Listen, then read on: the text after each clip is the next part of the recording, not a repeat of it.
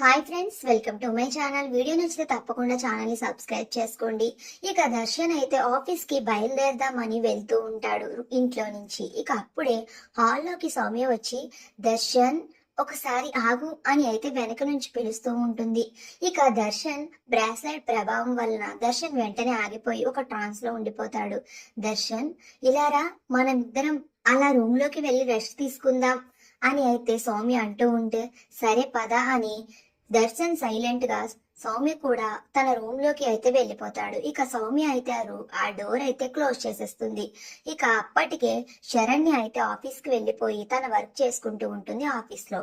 ఇక సౌమ్య అయితే శరణ్యకి video call చేసి, శరణ్య, ఇప్పుడు నేను ఎక్కడున్నానో తెలుసా, నేను ఏం చేస్తున్నానో తెలుసా అని వీడియో కాల్ ని అయితే పక్కకు తిప్పి దర్శన్ సౌమ్య ఇద్దరు క్లోజ్ గా నుంచుని అయితే చూపిస్తూ ఉంటారు. ఇక అది చూసి శరణ్య ఒక్కసారిగా, ఏ సౌమ్య, ఏం చేస్తున్నావు నువ్వు అక్కడ, నీకేం పని, ఏం చెయ్యాలనుకుంటున్నావే అని అరుస్తూ, ఏవండి మీరు ఏం చేస్తున్నారండి అక్కడ, మీరు ఎందుకండి చూస్తూ ఊరుకుంటున్నారు అని శరణ్య గట్టిగా అరుస్తూ ఉంటుంది. అయినా సరే దర్శన్ ఏమీ మాట్లాడకుండా అలా బొమ్మల నుంచుని చూస్తూ ఉండిపోతాడు. ఇక అప్పుడే శరణ్య తన కోపం తట్టుకోలేక, ఏ సౌమ్య, నిన్ను అస్సలు వదిలిపెట్టని, నిన్ను చంపేస్తాను అని అయితే అంటూ ఉంటుంది.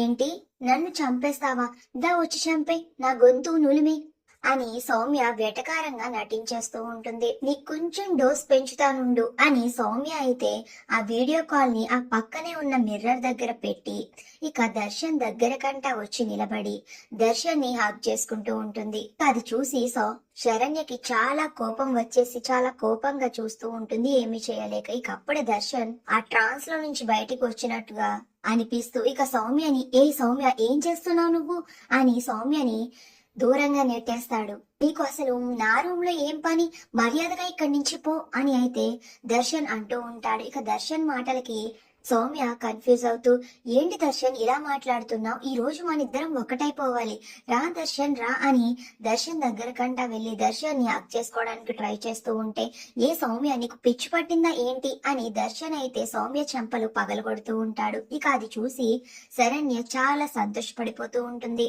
మరి ఇప్పుడు అసలు ఏం జరుగుతుంది, దర్శన్ కి సౌమ్య కుట్ర గురించి తెలిసిపోయిందా, తెలిసే నటించి ఇలా ట్రాన్స్ లో ఉన్నట్టు యాక్టింగ్ చేశాడా, ఇదంతా శరణ్య ప్లానా, అసలు ఏం జరిగింది అనేది నెక్స్ట్ వీడియోలో తెలుసుకుందాం. వీడియోని డైలీ మిస్ అవ్వకుండా చూడాలి అంటే ఇప్పుడే మన ఛానల్ ని సబ్స్క్రైబ్ చేసుకోండి.